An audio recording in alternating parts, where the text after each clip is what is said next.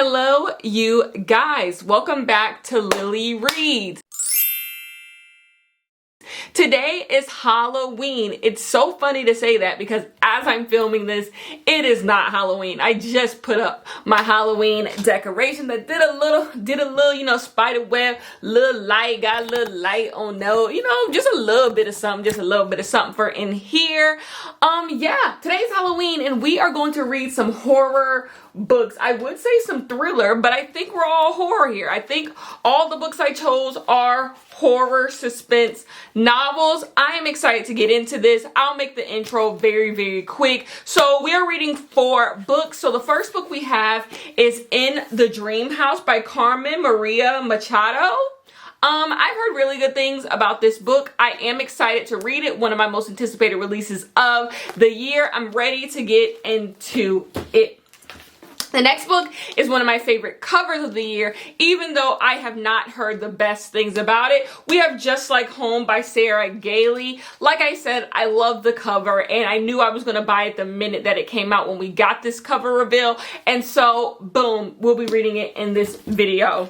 The next book we have is Tiffany D. Jackson's The Weight of Blood, also one of my most anticipated books of the year. It is a Carrie retelling. Unfortunately, my book came torn. Whenever I pre-order books, I've noticed that a lot of times they come ripped up and messed up. I don't know what that is, but I feel like it adds character, I guess. And now I have a torn up book, I guess. Anyways, The Weight of Blood by Tiffany D. Jackson. And last but not least, we have What Moves the Dead. I feel like I'm going to leave What Moves the Dead for last just because it's so small. Or maybe I could slowly read it before bed. I don't know. It's so small and so tiny. When I saw this book on other people's channels before I owned it, I thought this book would be huge. It's like a small little tiny little book. So anyways, what should we read first? I don't know. I guess I'll tell you guys what we're going to read first when I get into the clip because I truly don't know what we're going to read first. But I am excited. Okay, see you guys in the next clip. Okay, this is our first clip for this video. We are reading In the Dream House by Carmen Maria Machado. Okay. I'm a bit dumb and this book is a bit excellent. Number one, I had no clue this was a memoir and it says a memoir.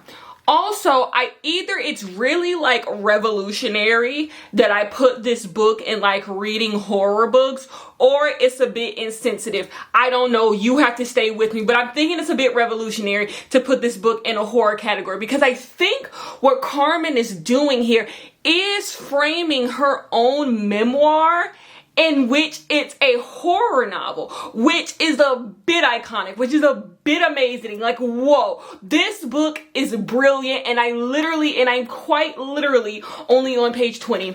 This book is a bit amazing. Let me tell you what this book is doing. So there's this metaphor of a dream house and what happens in this dream house, and every single chapter of this book is telling you about what happened in the dream house and this woman's trauma that she has been through her entire life. So it's one chapter is called Dream House as a Lesbian Cult Classic. The dream house takes on different forms, but all are forms of her own trauma in her own life. I don't get it. I'm not smart enough to get this book yet.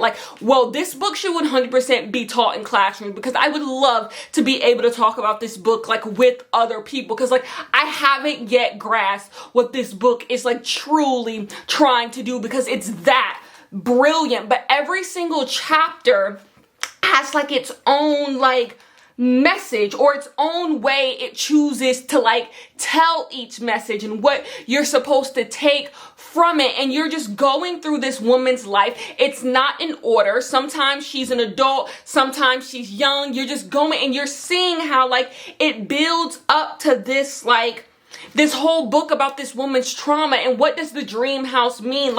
In the prologue they discuss what the dream house could possibly mean. And it's just y'all, this is blowing me away. This is blowing me away. I'm literally still reading certain things because I'm just This is great. This is absolutely great. And yes, this isn't like the horror video, but this does have like a horror type element to it, because like sometimes when you're recounting the things of your life, it kind of is horrific. And she uses these different horror genres and these different horror ideas that we all have come to love.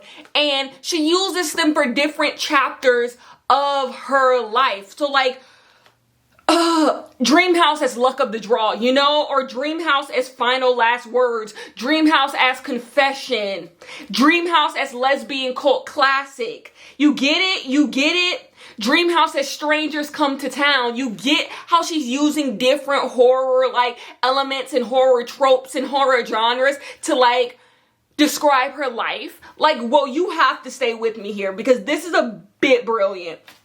This is a bit brilliant.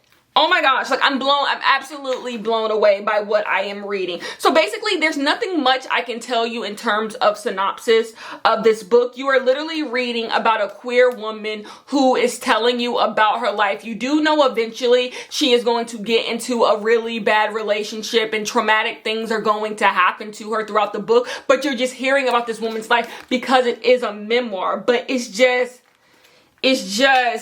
the most interesting memoir I've ever read. It's so good.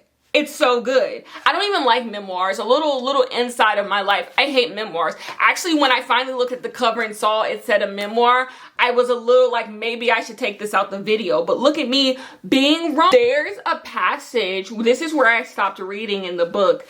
There's a, y'all know I love a quote in a book. That every now and then a quote just gets me in a book. But there's a little passage and it goes, there is a quechua riddle. I'm not gonna pronounce. I butchered what the quechua means. Like I butchered it. Let me tell you what it is, okay?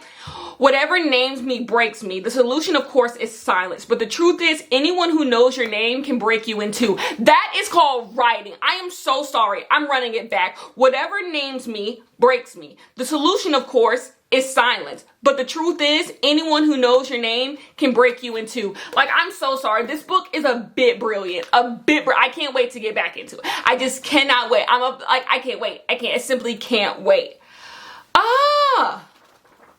It's so good. If you have not gotten your hands on In the Dream House, please do. Please do. This book has not been getting, I'm saying this book has not been getting the attention it deserves. This book is shortlisted for the Women's Prize. One of the prizes this book was shortlisted for. So let's not say that. But if you have not gotten your hands on it, this is such a good read. And it just opens your mind to what like horror can be and what like a Halloween novel can be. Like, it doesn't have to be fiction. It can be a memoir. Like what? Ooh, I'm here. I'm not smart enough for this book, by the way. I still don't understand the dream house metaphor. Like, I keep trying to wrap my head around what the dream house metaphor is, and I can't. Not because it's not being explained well. I'm simply just not smart enough to do it. But like, as I continue, I might be able to wrap my head around it. If not, I'm going to spend all night when I finish this book reading up on what people think the dream house metaphor is and what is the dream house. What is that? You know, it's definitely like a haunted house.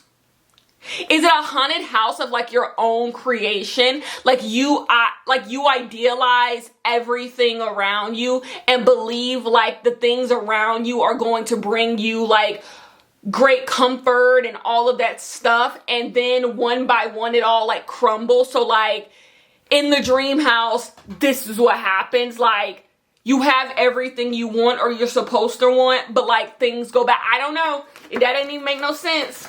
I'm gonna keep reading now and I'll see you guys in the next clip. Okay, peace. I am actually almost done with this book. It's very easy to read this book. I am loving the shit out of this book. This book is beyond amazing. I'm actually very comfortable at this point including this book in this horror type thrillery type video, this book 100% can constitute as a horror story, because this is the scariest book I have ever read, in the sense that it's the Jordan Peele type thing. This idea that like regular people, you know, can cause the most damage, the most psychological and physical damage to you. What I love the most about what this book is doing, at least to me, how people who go through traumatic experience try to like fantasize their traumatic experience. Think about how we go like, oh, I'm in my flop era, I'm in my depression era, I'm in my eating disorder era, like stuff like that. How we like take certain phrases that are supposed to be, so eras is supposed to be for pop stars. It's something Stans came up with to describe like an era of music, you know, like, oh, like Rihanna's Loud era, you know, and how we take something like that and apply it to our life for traumatic situations. And so when Carmen, she is talking about terrible things that have happened in her life, she's describing it as certain genres in like movies and books and television and stuff like that. And you see how she's almost glamorizing over. You see how people can get stuck in these traumatic situations. And her partner feels such like a villain, like a horror story villain. But this book talks about how as the villain, she's not this like mustache twirling villain. She's a regular person with regular feelings that are protagonists, that Carmen cares about. But she's a terrible person. And so it's like, I don't know, this book is so dark, but it is so good. And it's so visionary. This book is visionary. You want to know something that happens to me when I'm reading books? I'll read a book that like talks about something else, and then the next book I read also talks about that thing. So like, I read Riley Sager's Survive the Night, and they were talking about the movie Gaslight, because if you don't know, the term gaslight comes from the movie Gaslight, where we now know it as the main character is being gaslit, but like that term comes from the movie Gaslight, where this woman is being gaslit by a gaslight. Like, it's really weird how the term has come to be, because that sounds crazy when you think about it, but it's not. It's called gaslight because there's a gaslight in the movie. That's why the movie's called Gaslight. But he's doing something in the movie that we now see as gaslighting, right? So that's how that all comes together. Anyway, and they're talking about that in this book, and like, they were also talking about it in the Riley Sager book as well. So that's what made it fun to me. But they went more in depth in here. What I also love about this book is how she grabs onto other things in pop culture to talk about the stuff that she is like going through. I love the queer theory that's throughout this book. This book is amazing. This book is beyond amazing. Like, I don't have the words. We're shaping up for one of the best books I've read this year. Like, this thing is fantastic. This thing is absolutely fantastic. It is 100% a psychological suspense. And this says, the little blurb, the Washington Post calls this a literary treasure. I 100% believe. I haven't even finished it. I'm on page 150. I was trying to find a page while I was talking to y'all. I'm on page 150, so I'm almost done. I 100% believe that this book is a literary treasure. Like, I think everyone should read this book. Like, it is so damn good. So yes, this book 100% belongs in like a horror thrillery. It's a psychological suspense novel. I love it. I love it. I love it. I love it. Anyways, I will see you guys with my final thoughts. So you guys, I have finished In the Dream House. This is one of the few nonfictions that I have read this year. I am giving this book 5 out of 5 stars with room. If you allow for me to call this book a horror suspense novel, if you allow for that, this is one of the best. This book is haunting. This book is scary. This book is so true and so real. It's just, this book was absolutely amazing. It's so thoughtful. It's so intentional. I absolutely love this book. This is one of my favorite books of the year. It was just absolutely brilliant. So we are going to move on to What Moves the Dead. I am going to start reading What Moves the Dead. It's downstairs. I've actually started reading it. I started reading it last night before bed, so I've actually already started. But that is the book we're going to move on to next. But I greatly recommend In the Dream House by Carmen Maria Machado. Just perfect. Excellent. Loved it. Okay, you guys. So we are on What Moves the Dead. by T. Kingfisher. So this is an Edgar Allan Poe retelling. So we have run into our first issue here. I have read Edgar Allan Poe. I have read more Edgar Allan Poe than probably I give myself credit for. I've read all of Edgar Allan Poe's like most popular pieces of short story fiction. Therefore, I have read The Fall of the House of Usher. But the thing is, I don't remember a single thing about it. I do not remember a single thing about it. Even so much, I'm reading this retelling and nothing is still coming back to me about The Fall of the House of Usher. No, nothing's coming back to me, but I vividly remember reading it. So like I might go, I don't have a short story collection. Do I own Edgar Allan Poe's short story collections? I might. It might be in some of my classics. I don't know. I need to go look through my classics, but I don't think I do. Anyways, I might go back and reread it because like it's not that I'm confused by this book. I just simply don't know why I'm here. So we have a person named Alex Easton. They are a retired soldier, and basically they got word that they need to come to the House of Usher because their childhood friend named Madeline, she is like really sick. I believe her brother Roderick invited him. Who is the other Usher? What's the Usher's name? Yeah, her brother, Madeline. So Madeline is sick. Madeline has a brother named Roderick. He lives in the House of Usher too. Their last name is Usher. Like, it's the Usher house, right? Anyway, so Alex is like a retired soldier and they're on horseback and they go to this house to go see what is going on with the childhood friend and why is Madeline sick? Can Madeline be helped? And then what's going on in this house? And when they get there, they quickly notice that there's some mysterious shit afoot in this House of Usher. Like, things are dying. There's these rabbits that act really weird around the house.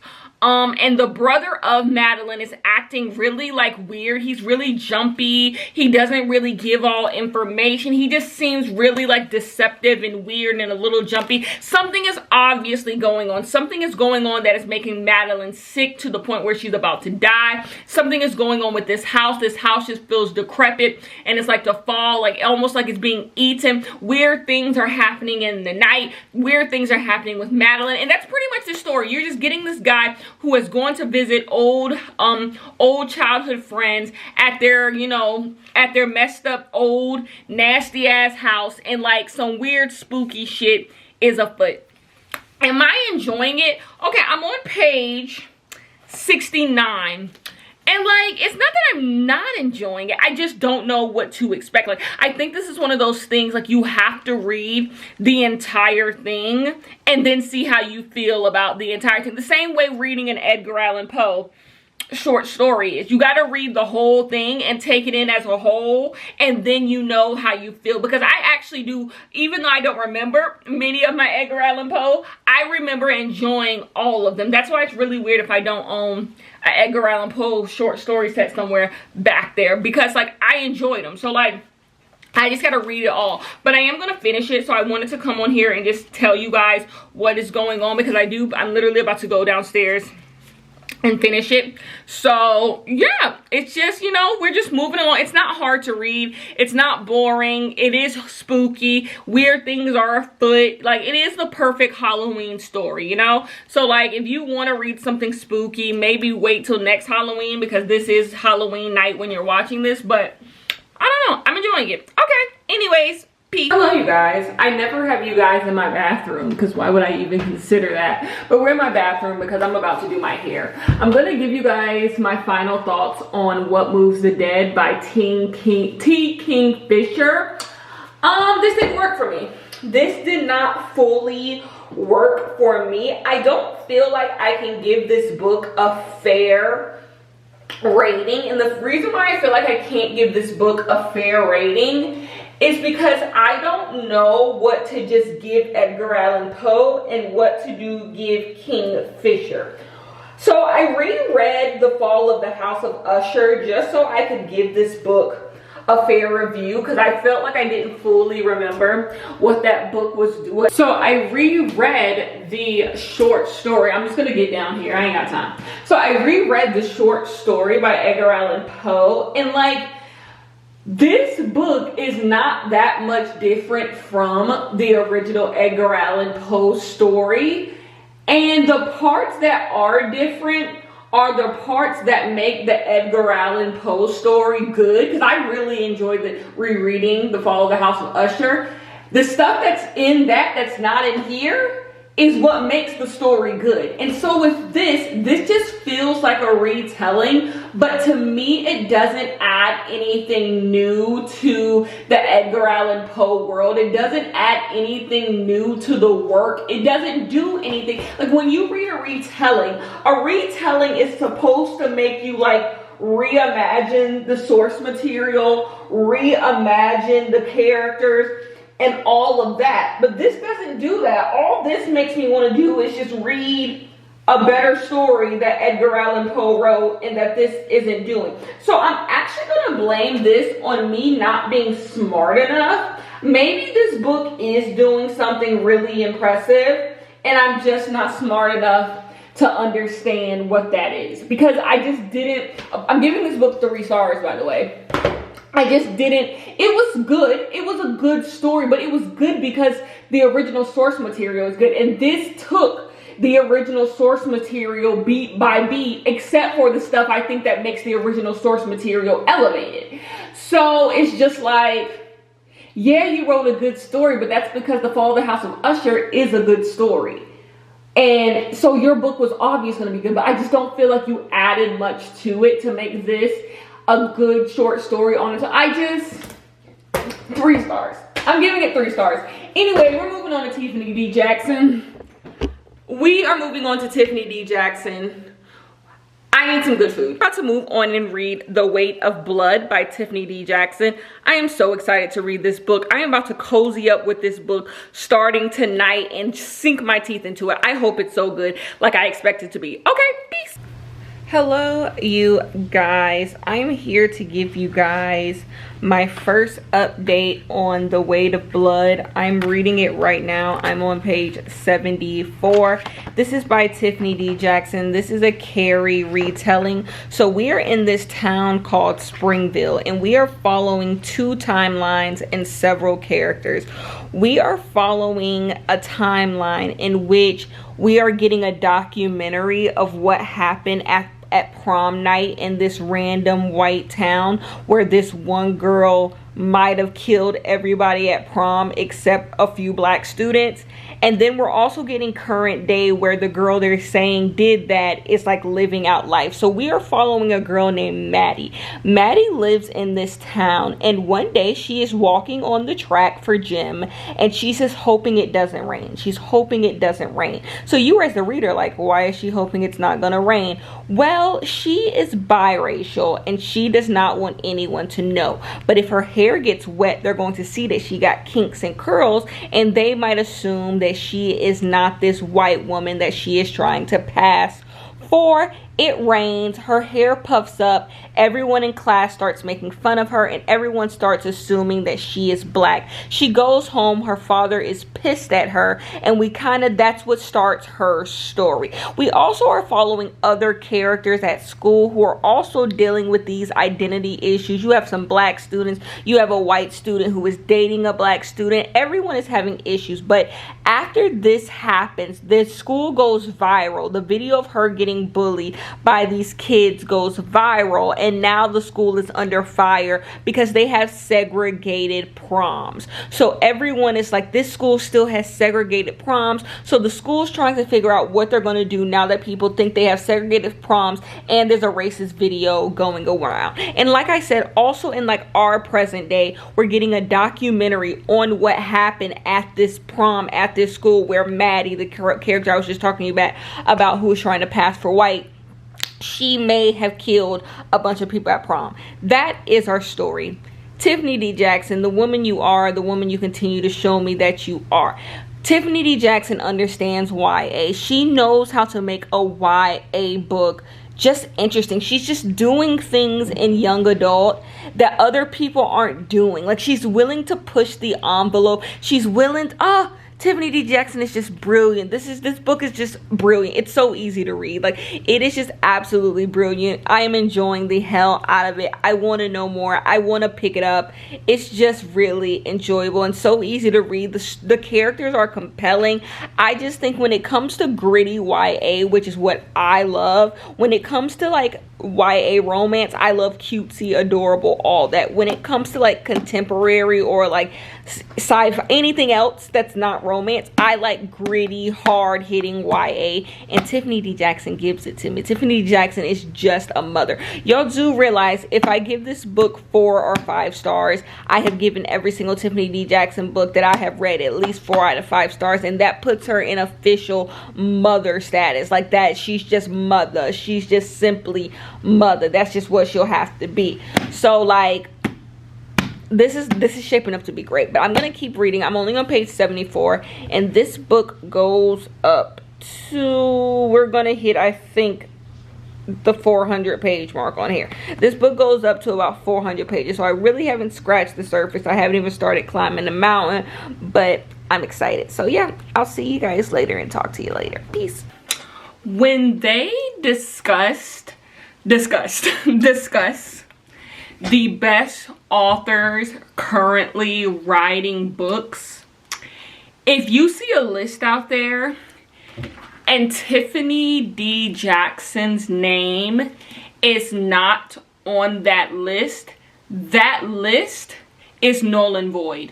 That list is out of touch. That list has not done the reading. Tiffany D. Jackson is brilliant. Tiffany D. Jackson is one of the best writers we have writing books. And that is a feat because I am talking about a woman who writes YA novels.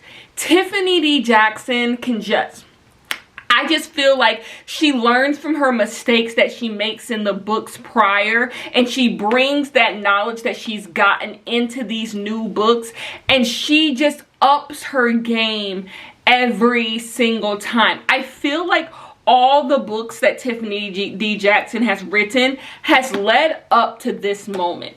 Oftentimes I am harsh on Black writers who write social commentary books because I feel like it's so heavy-handed. It lacks finesse. It lacks just like a clear understanding of what Black people want to read when they read about the experiences that they face with systemic racism.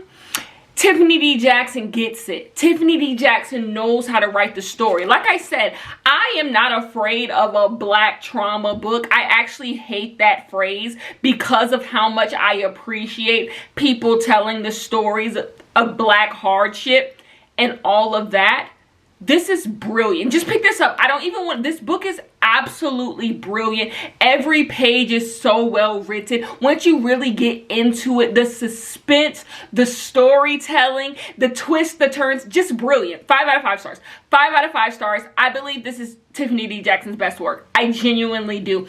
I adored it. I adored every step of it. So yes, Tiffany D. Jackson, you are that girl. You are my favorite author writing right now. I just got to give you it all. I got to give you it all, okay? Hello, you guys. We are on our last book of the video, Just Like Home. I want to wish you guys like a happy Halloween, by the way, since that's when this is going up. But we're on the last book of the video. My freaking lamp, one of the bulbs was out, and then it just came on. So like now I'm extra bright.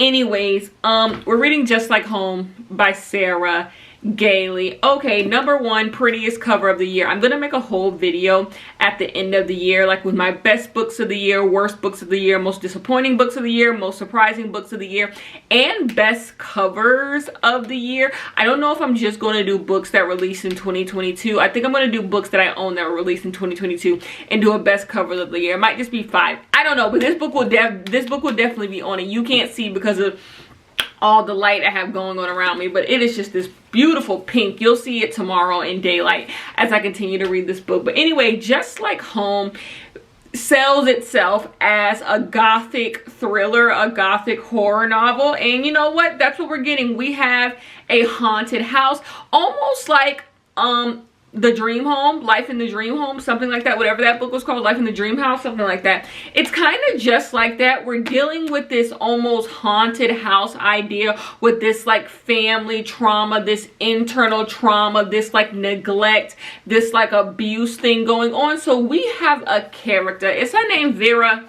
I want to say her name is Vera. It is Vera.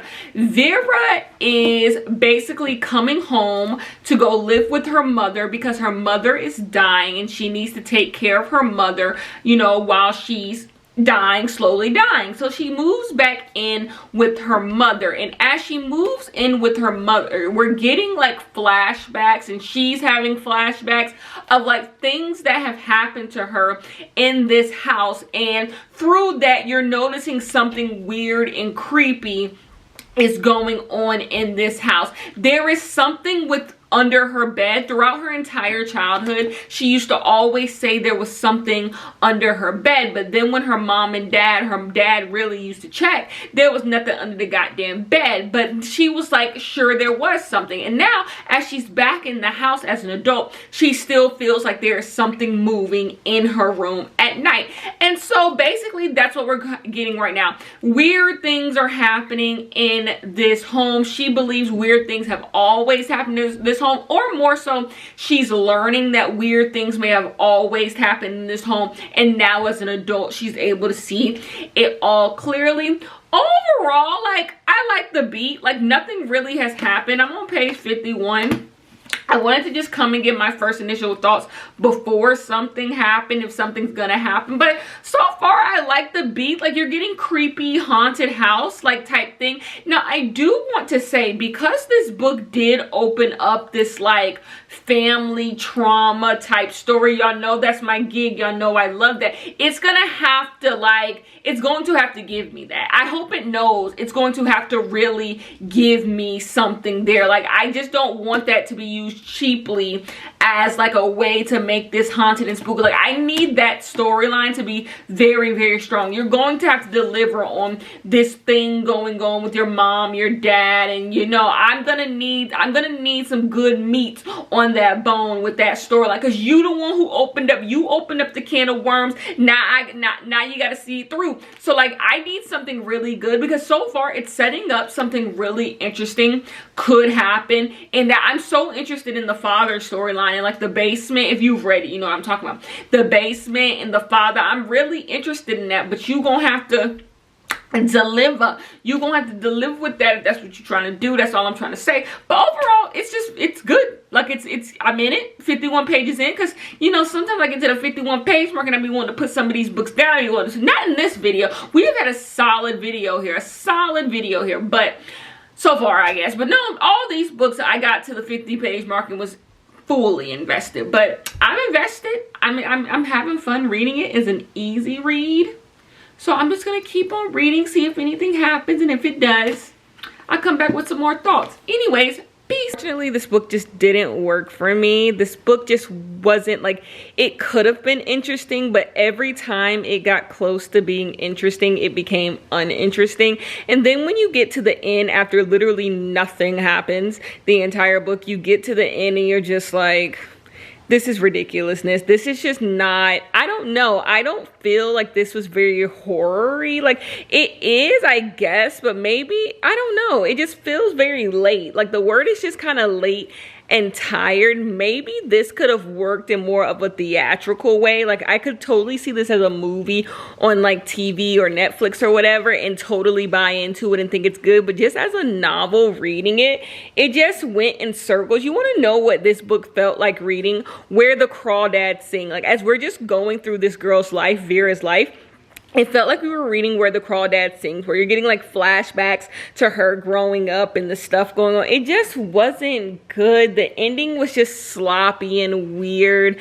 I didn't care. It's not worth the time, I guess. If you want to read this book, I would recommend You read the first 20% of this book, and then go have someone spoil the ending, and you will get everything you need from this book. So read the setup of this book, so have all your questions, what's going on, and then just have someone explain to you what happens at the end, and you're good. You do not, this is one of those books where like someone else can do the work for you. Have someone else do the work for you, and you just get the setup, and you've read the book. Like, it just isn't worth all the middle getting through. It's just not worth the time. This book is 100% going to be in the horror category Goodreads this year, which it's sitting at a 3.47 on Goodreads. Isn't that too low to be in a Goodreads category? That might be too low to get into a Goodreads category. The Goodreads score for this is horrendous because I went to go log it just a few seconds ago. But no, this didn't work for me. Not good. So anyways, I'm going to wrap up the video. I'm going to put on some Halloween stuff, be a little festive for y'all, and wrap up the video, and I will see you guys when I do that. Okay, you guys, that is the end of this one. I want to wish you guys a happy, safe Halloween. I spent my Halloween the way I like to spend all my Halloween since I've moved out into suburbia, small town suburbia. I like passing out candy to the kids and reading a nice spooky book. That is my Halloween tradition, and I had a blast. I hope you guys like this video, but that's the end of this one. So let's just run through the books really quick of what we read. We read In the Dream House, which I gave 5 out of 5 stars. Thought it was brilliant. I think everyone should read it. Loved it. Like I said earlier, this was a new release. This book came out in 2019. I absolutely adored it. It 100% is one of my favorite books of the year. Great, awesome, amazing. Oh wow. What Moves the Dead by T. Kingfisher. This book just didn't work for me. I could have went my whole life without reading it. I feel like if you're going to do an Edgar Allan Poe retelling, you got to do something that wakes up the source material where it feels like, wow, you've added something to the Edgar Allan Poe like world. This book just didn't do that to me. Reading this book and then going back and reading The Fall of the House of Usher, I would pick Edgar Allan Poe's one every single time. I just don't feel like this adds anything to it. I just feel like if you like Fall of the House of Usher, continue to read that. You don't need to pick this one up. That's for me. A lot of people love this book. I'm just not one of them. I'm giving it 3 out of 5 stars. It was fine. It did nothing offensive. Just didn't add anything to my life. Maybe I'm not smart enough for it. The next book I read was The Weight of Blood by Tiffany D. Jackson. Absolutely brilliant. 5 out of 5 stars. Please go pick this book up. The characters are so dynamic. All of them suck. These are the worst characters you will ever meet, but it's so intentional and it's just so good. Tiffany D. Jackson just does an amazing job telling a story. She puts the perfect characters in the story. Tiffany D. Jackson, a mother to me. I love this book. This is also one of my favorite books of the year. 5 out of 5 stars, Tiffany D. Jackson. I have read 3 Tiffany D. Jackson books this year, and I'll given all of them either 4.5 or 5 stars. That sounds like a mother to me. Last but not least, we read Just Like Home. This is by far the worst book of the video. This book, I did read this on today, Halloween, and it does give like the spooky vibe, which is good for a Halloween book. It's just like overall, it's just boring. The book is just kind of boring. Then you get to the climax and it's boring, and it just continues to be boring, and it's just like, it just doesn't get, when you want a haunted house book, this just didn't reach that. Like and the thing is, I can't even put the English on it that I want to, because it is spooky. Like, there's things under the bed, there's things in closet. It's weird, but it's just like, it never really feels like you're in a haunted house or you're in this creepy house. It just feels, what's going on? Like I said, you 100% should just read the setup for this and then have someone spoil the ending for you, and you're good. You're good. You don't need the middle. But that's our video. That is our video. That is all of our books. I hope you guys enjoyed. I'll see you guys in the next one.